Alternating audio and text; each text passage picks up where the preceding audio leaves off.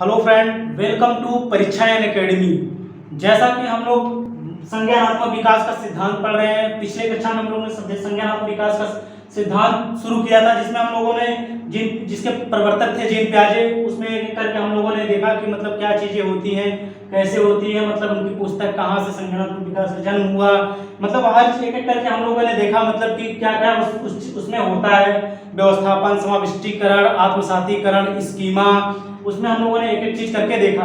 इसके बाद हम लोगों ने पिछले वीडियो में देखा था संज्ञानात्मक विकास की अवस्थाएं, जिसमें उन्होंने मानसिक विकास की जो अवस्थाएं बताई उसको 4 भागों में बांटा था, जिसमें हम लोगों ने एक एक करके उसमें देखा था। तो चलिए आज हम लोग शुरुआत करेंगे कि संज्ञानात्मक विकास की जो अवस्थाएं हैं उसमें हम लोग शुरुआत करेंगे पहली अवस्था से, जिसमें पहली अवस्था का नाम है संवेगात्मक अवस्था, संवेदीपरक अवस्था, इंद्रियजनित भ्रामक अवस्था, और मतलब अन्य नामों से इसको जानते हैं, जो कितने से कितने वर्ष चलती है, जन्म से 2 वर्ष।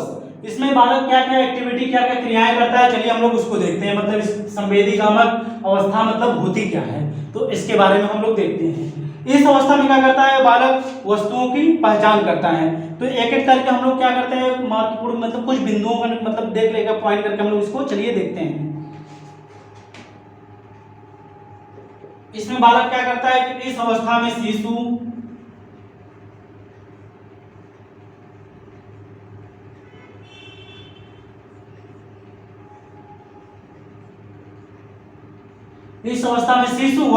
वस्तुओं की पहचान करता है। इस अवस्था में शिशु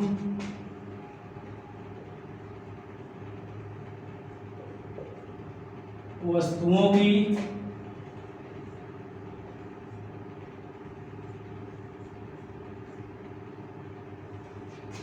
की पहचान करता है।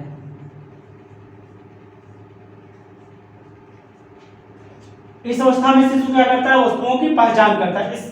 इसके बाद शिशु क्या करता है, इसमें मतलब शिशु अपने मस्तिष्क क्रियाओं का प्रदर्शन इंद्रियों के माध्यम से करता है।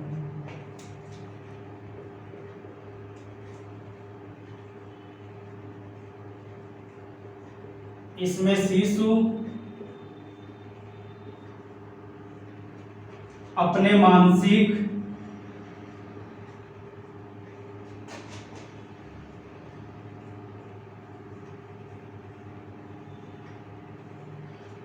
क्रियाओं का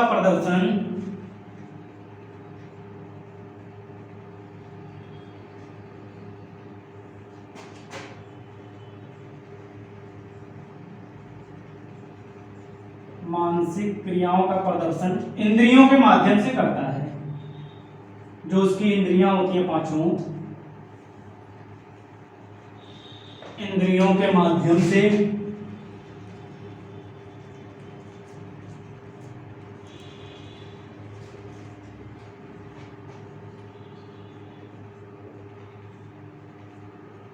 करता है। तो इसमें क्या कहा गया, इसमें शिशु क्या करता है, अपनी मानसिक क्रियाओं का जो प्रदर्शन होता है वो किसके द्वारा करता है, अपने इंद्रियों के माध्यम, जो उसकी 5 इंद्रियां होती हैं उसके द्वारा करता है। फिर अगली लाइन में देखेंगे, इसमें क्या करता है कि इस अवस्था में बालक जो कि करता है, देखता है, कोई भी वस्तु को देखता है, छूता है, पकड़ता है, और क्या करता है उसके चूसने की जो क्षमता होती है वो क्या होती है, जन्मजात होती है। इस अवस्था में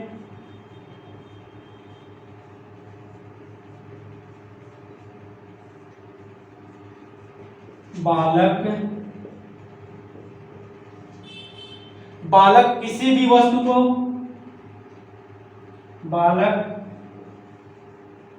देखने में, छूने में,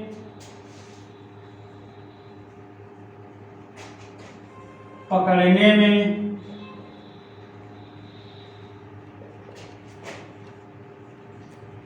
तथा चूसने की जो क्षमता होती है, चूसने की क्षमता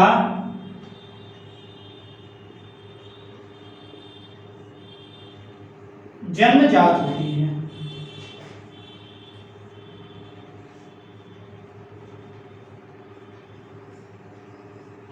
इस अवस्था में बालक में देखने में, छूने में, पकड़ने में तथा चूसने में जो क्षमता होती है वो क्या होती है, जन्मजात होती है। परंतु इच्छा अनुसार इसका उपयोग क्या करते हैं, वो प्रयोग करते हैं। अपने उद्देश्यों की प्राप्ति के लिए क्या करते हैं, इसका इच्छा अनुसार वो लोग प्रयोग करते हैं। इसके बाद कर्म इंद्रियां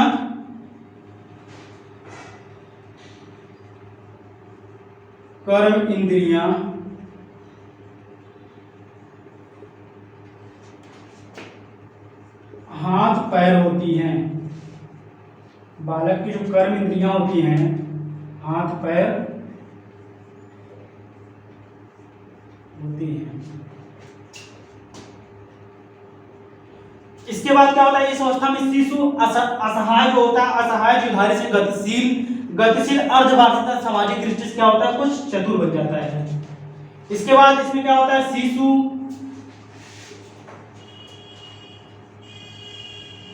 शिशु क्या होता है कि आवाज तथा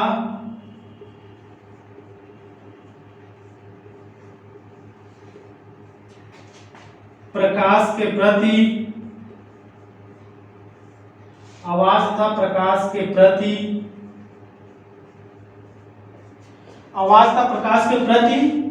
प्रतिक्रिया करता है।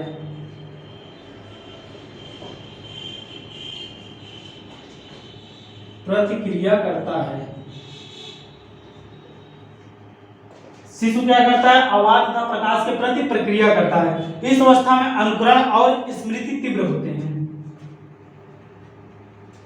इस अवस्था में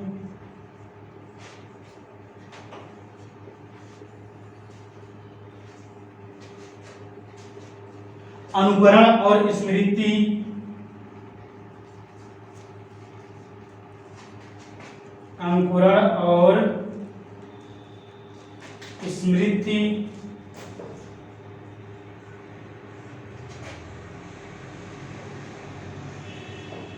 तीव्र होती है।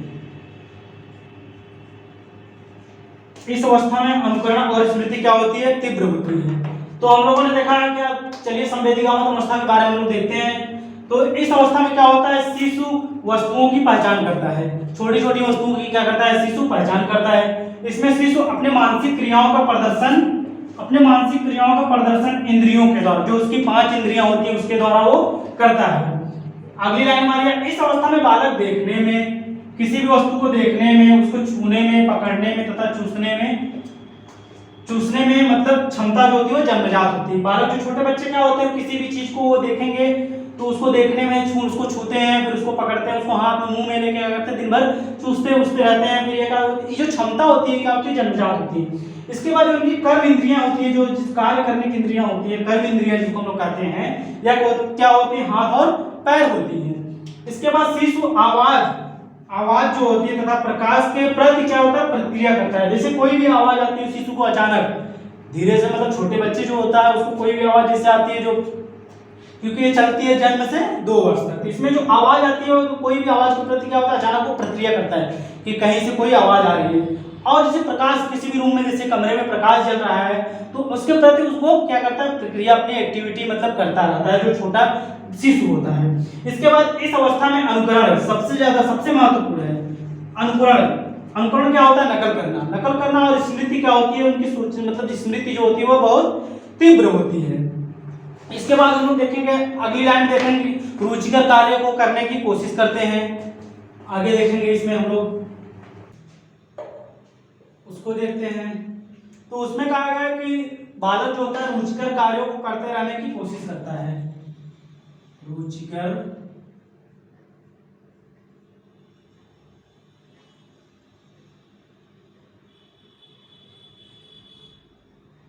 कार्यों को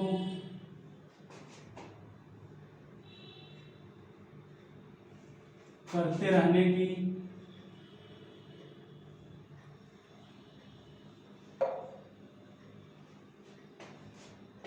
रुचिकर कार्यों को करते रहने की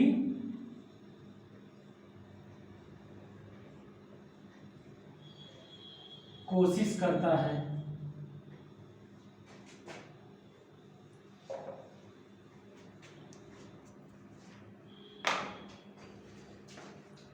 बालक क्या करता है, रुचिकर कार्यों को करते रहने की कोशिश करता है और प्रयास त्रुटि के आधार पर अपनी परिस्थितियों का क्या करता है, परिस्थितियों को समझने का प्रयास करता है।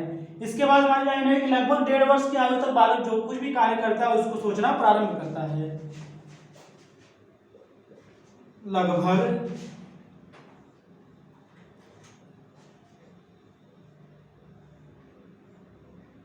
1.5 वर्ष की आयु तक, लगभग 1.5 वर्ष की आयु तक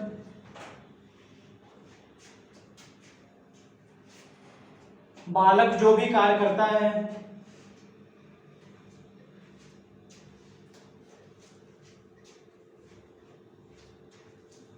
बालक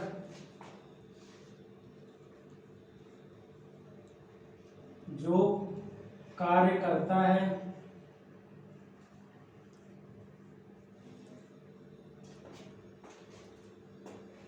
उसको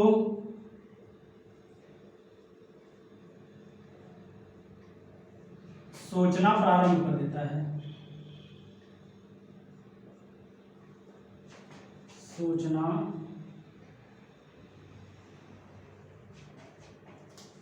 प्रारंभ कर देता है। लगभग 1.5 वर्ष की आयु तक क्या करता है बालक जो कार्य करता है, जो कुछ कार्य करता है उसको क्या करता है सोचना प्रारंभ करता है।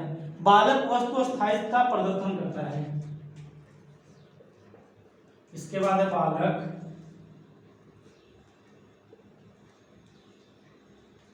वस्तु अस्थायित्व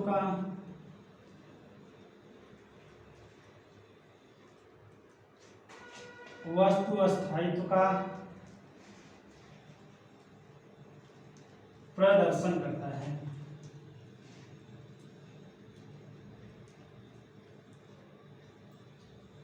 वस्तु अस्थायित्व का प्रदर्शन करता है और इसके मुख्य 6 भाग होते हैं। इसके मुख्य 6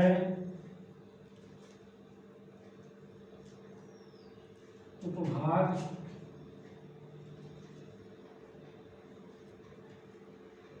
होते हैं। इसके क्या होते हैं मुख्य 6 उपभाग होते हैं। तो चलिए हम लोग एक एक करके समझ लेते हैं। इसमें क्या करता है रुचिकर कार्यों को बालक जो होता है करते रहने की कोशिश करता है और प्रयास एवं त्रुटि के आधार पर अपनी परिस्थिति के अनुसार क्या करता है उसको समझने का प्रयास करता है। लगभग 1.5 वर्ष की आयु तक बालक जो कुछ भी कार्य करता है उसको क्या करता है 1.5 वर्ष की आयु तक वो कोई भी कार्य करने से पहले क्या करता है सोचना प्रारंभ कर देता है। इसके बाद हमारा है कि बालक में क्या होता है वस्तु अस्थायित्व का प्रदर्शन होता है। ये लगभग 8 माह से स्टार्ट होता है। इसके बाद ये 20 माह तक लगभग चलता है। इसके बाद इसको क्या होता है इसके मुख्य 6 उपभाग होते हैं। ये थी हमारी संवेदीगामक अवस्था। इसके बाद दूसरी अवस्था हमारा है पूर्व संक्रियात्मक अवस्था, पूर्व या प्राक संक्रियात्मक अवस्था। चलिए हम लोग उसको देखते हैं। चलिए इसके बाद हम लोग देखते हैं जीन पियाजे की दूसरी अवस्था जिसका नाम है प्राक या पूर्व संक्रियात्मक अवस्था जो चलती है 2 से 7 वर्ष तक। तो इसके अंतर्गत हमारा 2 आता है प्राक या पूर्व प्रत्यात्मक काल जिसको हम लोग जानते हैं 2 से 4 वर्ष और दूसरा आता है आंतरिक या अंतर्देशी काल जिसकी अवस्था चलती है 4 से 7 वर्ष तक। तो चलिए हम लोग समझ लेते हैं कि प्राक या पूर्व प्रत्यात्मक काल जो 2 से 4 वर्ष चलता है उसमें बच्चा क्या क्या क्रियाएं करता है उसको चलिए देखते हैं एक एक करके। इसमें क्या करता है बच्चा क्यों तथा कैसे का प्रश्न करता है। जो छोटा बच्चा होता है वो क्या करता है क्यों तथा कैसे के प्रश्न करता है। वो जानने के इच्छुक रहता है मतलब क्यों हुआ कैसे हुआ किसी भी तथ्य चीज को वो जानने के लिए उत्सुक रहता है। इसके बाद इसको क्या है खोज की अवस्था कहा गया है। इसमें बच्चा क्या करता है कि हर मतलब नई चीजों को वो क्या करता है जोड़ता है। मतलब कोई खिलौना लेता है उसको क्या करता है तोड़ता है जोड़ता है मतलब उसकी मतलब अलग अलग तरीके से क्या करता है खोज कर। इसके बाद क्या है बड़ों का अनुकरण है। इसमें बच्चा क्या करता है बड़े जैसे उससे मतलब उसको बुलाते हैं या फिर बात करते हैं उस तरीके का वो क्या करता है एक्टिविटी या क्रियाएं करता है। इसके बाद भाषा विकास का महत्व इसमें क्या होता है तीव्र होता है। भाषा विकास का जो महत्व होता है इसमें तीव्र होता है। इसके बाद जीववाद का विकास। इसमें बच्चा क्या करता है निर्जीव को भी सजीव समझने लगता है। और इसके बाद अहम केंद्रिता या अहम मान्यता। इसमें क्या होता है आत्म केंद्रित जो बच्चा जो होता है वो क्या करता है केवल अपनी विचार या सोच को क्या करता है वो सही मानता है। इसके बाद हमारा दूसरा है आंतरिक या अंतर्देशी काल जो चलते हैं 4 से 7 वर्ष तक। इसमें क्या करता है बच्चा, क्या करता है बिना किसी तार्किक विचार प्रक्रिया के किसी वस्तु या बात को मस्तिष्क द्वारा क्या करता है वो स्वीकार कर लेता है। बिना किसी तार्किक विचार प्रक्रिया के किसी वस्तु या बात को मस्तिष्क द्वारा स्वीकार कर, उदाहरण जैसे समान लंबाई की दो छड़ें होती हैं, उसको मतलब क्या की जाती है, उसको दिखाई जाती है, तो क्या करता है कि बिना किसी तर्क के बिना किसी विचार क्या करता है, फिर उसको दो छड़ी समान लंबाई की दो छड़ी दिखाई जाए, फिर उसको क्या करते हैं कि दो प्लास्टिक की छड़ी दिखाई जाए, वो क्या करता है अपने मस्तिष्क द्वारा उस चीज को स्वीकार करने लगे, लेकिन वो छड़ें लोहे की रहती हैं और वो क्या रहती हैं प्लास्टिक की रहती है। इसके बाद क्या होता है इस अवस्था में खेल जो होता है वो बहुत मतलब सामाजिक होते हैं, बच्चे जो खेल खेलते हैं इसमें क्या होते हैं चोर सिपाही डॉक्टर मरीज पोस्टमैन नेता अध्यापक मतलब आदि तरीके से वो खेल खेलते हैं। इसके बाद चलिए हम लोग समझते हैं आगे जीववाद का विकास हम केंद्रित करके उसको देखते हैं।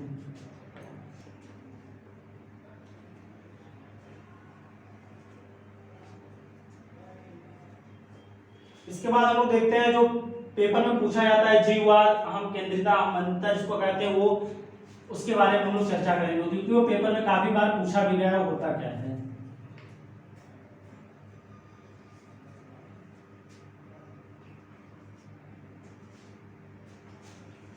तो चलिए हम लोग देखते हैं जीववाद। जीववाद क्या होता है? जीववाद मतलब करता है इसमें बच्चा क्या करता है निर्जीव वस्तु को क्या करता है सजीव समझने लगता है।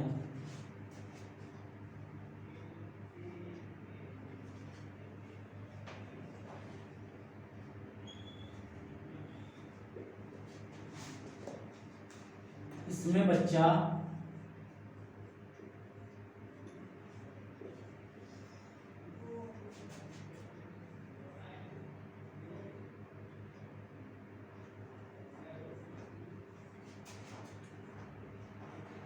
निर्जीव को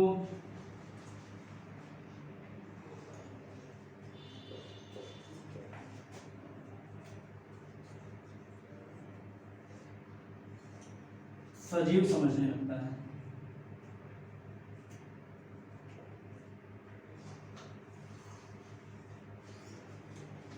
सजीव समझने लगता है। इसमें बच्चा क्या करता है जीववाद में बच्चा क्या करता है इसमें निर्जीव वस्तु को क्या करता है सजीव समझने लगता है। इसका एक उदाहरण है घुमड़ते बादल। काफी बार मतलब ये बहुत चर्चित इसका उदाहरण है घुमड़ते बादल। जो बादल घुमड़ते रहते हैं उसके बारे में बच्चा क्या करता है जो सोचता है वो तो होता है निर्जीव, लेकिन वो क्या करता है सजीव, जैसे उसको लगता है कोई चीज चल रही है जिसमें मतलब जीव हो। तो इसमें जीववाद में क्या होता है इसमें बच्चा निर्जीव को सजीव समझ लेता है। इसके बाद हम देखते हैं अहम केंद्रित क्या होता है। अहम केंद्रित जो एक ईगो सेंट्रिक कहते हैं, अहम केंद्रित या अहम मान्यता।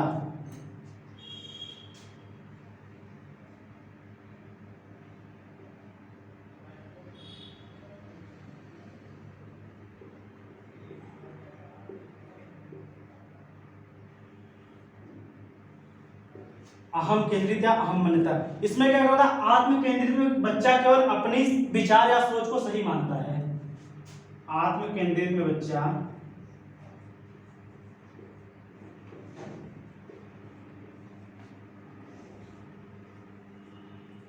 आत्म केंद्रित में बच्चा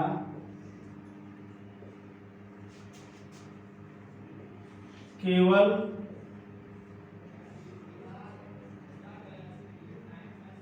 अपनी सोच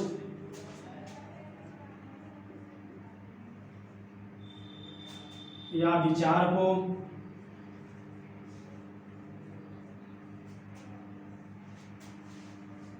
सही मानता है।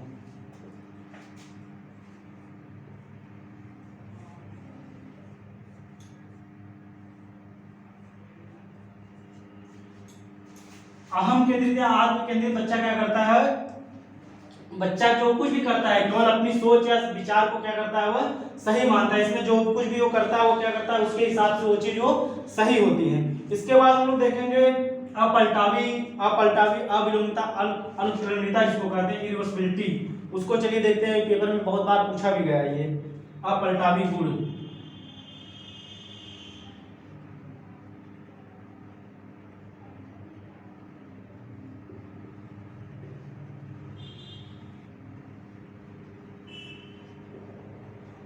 अपलटावी किसी को अविलोमिता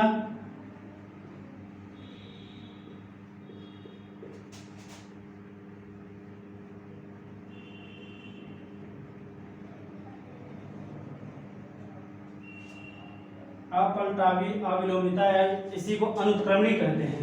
इसमें क्या करता है बच्चा, पूर्व संख्यात्मक अवस्था में बालक संख्याओं या वस्तुओं को पलटना नहीं जानता है। पूर्व संख्यात्मक अवस्था में बालक पूर्व संक्रियात्मक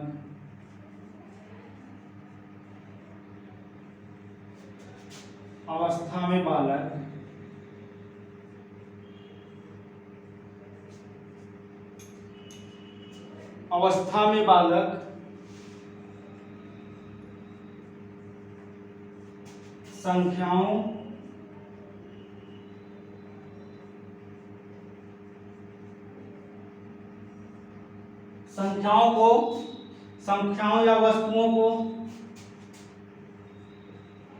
संख्याओं या वस्तुओं को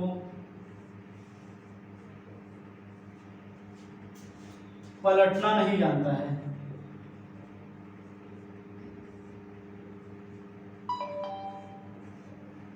पलटना नहीं जानता है।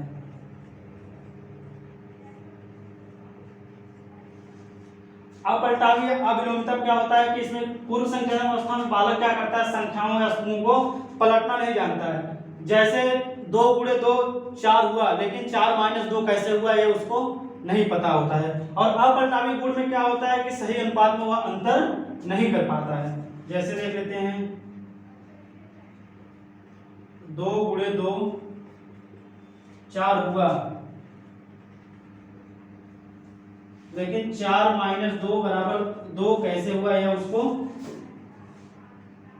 उसको नहीं पता होता है। और इसमें क्या होता है कि वो सही अनुपात में अंतर नहीं कर पाता है। तो इसमें क्या हम लोगों ने देखा जीववाद, इसमें बच्चा क्या करता है, किसी भी वस्तु या चीज को क्या करता है, निर्जीव को वो सजीव समझने लगता है। इसके बाद अहम मान्यता या आत्म केंद्रित या अहम केंद्रित बच्चा क्या करता है कि केवल अपने विचार, जो कुछ भी करता है, मतलब जो कुछ भी सोचता है या विचार करता है वो उसको ही सही मानता है। इसके बाद अपलटावी गुण या अविलोमिता, इसमें क्या करता है बालक, जो पूर्व संख्या में बालक संख्याओं वस्तुओं को पलटना नहीं जानता। जैसे 2 गुणे 2 4 हुआ, लेकिन 4 माइनस 2 कैसे हुआ है उसको नहीं मालूम होता है। इसके बाद हम लोग देखेंगे तीसरी अवस्था। चलिए इसके बाद देखते हैं हम लोग जीन पियाजे की तीसरी अवस्था, जिसका नाम है मूर्त संक्रियात्मक अवस्था, जो चलती है 7 से 11 वर्ष तक। तो इसमें बच्चा क्या क्या क्रियाएं करता है, चलिए उसको देखते हैं। इस अवस्था में बालक अपने आसपास की वस्तुओं को देखकर उसके विषय में सोचता है, अर्थात तर्क एवं चिंतन का विकास क्या होता है, वो मूर्त रूप में करता है। जो चीजें उसको दिखाई देती हैं उसका वो क्या करता है, मूर्त रूप में चिंतन और तर्क करता है। इसके बाद दूसरे में इस अवस्था में पूर्व संक्रियात्मक अवस्था का अतार्किक चिंतन, पूर्व संक्रियात्मक अवस्था का अतार्किक चिंतन क्या करता है, संक्रियात्मक तार्किक विचारों का क्या करता है, स्थान लेने लगता है। जो पूर्व संक्रियात्मक अवस्था का जो अतार्किक चिंतन था वो क्या करता है कि तार्किक रूप में क्या करता है, संक्रियात्मक अवस्था क्या करता है, विचार लेने लगता है। इसके बाद है तीसरी लाइन हमारी, इस अवस्था में बालक को मुद्रा का ज्ञान, वस्तुओं का वर्गीकरण, इसके बाद बढ़ती संक्रियाओं का ज्ञान हो जाता है। मतलब इस अवस्था में क्या होता है, बालक को मुद्रा का ज्ञान, पैसों रुपयों का ज्ञान, मतलब और वस्तुओं को बांटना, उनका वर्गीकरण करना, उनको मतलब विभेद करना, और गणती संक्रियाएं गुणा भाग जोड़ घटाना, इसमें क्या होता है, इसमें ज्ञान हो जाता है। इसके बाद हमारी अगली लाइन है, इस अवस्था में बालक क्या करता है, आत्म केंद्रित। इससे पहले पूर्व संक्रियात्मक अवस्था में क्या था, बालक आत्म केंद्रित रहता था। आत्म केंद्रित स्थान पर क्या करता है, बाह्य जगत को क्या करता है, अधिक महत्व देने लगता है। इस अवस्था में बालक क्या करता है कि आत्म केंद्रित स्थान पर क्या करता है कि बाह्य जगत को महत्व देने लगता है। इसके बाद है कि इस अवस्था में पलटावी गुण विकसित हो जाते हैं। पूर्व संक्रियात्मक अवस्था में क्या था कि पलटावी गुण विकसित नहीं होते हैं, और वह बालक यह तो जानता था कि 2 गुणे 2 4 कैसे हुआ है, लेकिन यह नहीं जानता कि 4 माइनस 2 2 कैसे हुआ था। इस अवस्था में इस चीज को, जो उसके मानस पटल पर जो पलटावी गुण थे वो क्या होते हैं, विकसित हो जाते हैं। इसके बाद हमारे लाइन, पियाजे के अनुसार तार्किक क्रियाओं को करने के लिए संरक्षण का ज्ञान आवश्यक है। पियाजे ने भार, आयतन, संख्या आदि को क्या है, संरक्षण का अध्ययन किया था। इसके बाद हमारी अगली लाइन, संरक्षण के ज्ञान के लिए विलोमिता तथा तार्किक गुणता नामक दो पूर्व योग्यताएं आवश्यक है। विलोमिता मतलब इससे प्राप्त किसी वस्तु को मन ही मन उसके पूर्व आकार में सोच लेना। चलिए हम विलोमिता को देख लेते हैं। तो एक एक करके हम लोगों ने देखा मूर्त संख्यात्मक अवस्था में बालक क्या क्या क्रियाएं करता है। इसके बाद चलिए हम लोग देखते हैं विलोमिता क्या होता है। विलोमिता, इसके बाद हम लोग देखते हैं मूर्त संख्यात्मक विलोमिता, रिवर्सिबिलिटी क्या होती है। इससे अभिप्राय किसी वस्तु को मन ही मन उसके पूर्व आकार में सोच लेना। विलोमिता क्या होता है कि इससे अभिप्राय किसी वस्तु को मन ही मन उसके पूर्व आकार में समझने से है। जैसे किसी बालक को गीली मिट्टी की दो गेंदें दी जाए और फिर क्या करना है, उस दोनों मिट्टी जो होती है गीली मिट्टी की दो गेंदों क्या किया जाए, उसको फोड़ दिया जाए। फिर से बालक क्या करता है, जो उसका पूर्व जो बालक गेंद देखा अगर गेंद देखा रहता है उसको क्या करता है पूर्व आकार में, फिर से क्या करता है वो अपने हाथों के द्वारा उसको पूर्व आकार में बना लेता है मिट्टी की गेंदों को। इसके बाद चलते हैं हमारी लास्ट और अंतिम जो है अवस्था है औपचारिक संक्रियात्मक अवस्था, जो चलती है 11 से 15 वर्ष तक। इसमें बालक क्या क्रिया करता है, इस अवस्था में उसके चिंतन में क्या होती है, पूर्ण रूप से क्रमबद्धता आ जाती है। पूर्ण क्रमबद्धता आ जाती है मतलब क्या होता है कि पूर्ण रूप से उसका मानसिक विकास हो जाता है। इसके बाद क्या होता है, इस अवस्था में किशोर एवं किशोरियां किसी समस्या का समाधान काल्पनिक रूप से चिंतन करके मतलब सोचकर उसमें विचार करके और परिकल्पनाएं उसके बारे में कोई परिकल्पना या कल्पना बना करके उसको हल करने में सक्षम हो जाते हैं। इसके बाद नोट पॉइंट है पियाजे का सिद्धांत क्या होता है, ये सरलता से जटिलता की ओर चलता है। इसके बाद है कि जीन पियाजे के विकासात्मक मनोविज्ञान का जनक किसको माना जाता है, जीन पियाजे को। ये पेपर में पूछा भी गया है कि विकासात्मक मनोविज्ञान का जनक किसको माना जाता है, तो जीन पियाजे को। तो ये थी मतलब जीन पियाजे की अवस्था जिसमें हम लोग एक करके समझे इसको, इसके बारे में देखें, इसकी जानकारी हासिल की। तो जो कुछ भी मतलब था हम लोग इसमें एक एक करके सब कुछ समझा दिए। तो चलिए आज के लिए बस इतना ही। अगर कोई भी चीज मतलब डाउट हो तो उसको कमेंट सेक्शन में आप मतलब कमेंट कर सकते हैं। तो आप सभी का बहुत बहुत धन्यवाद।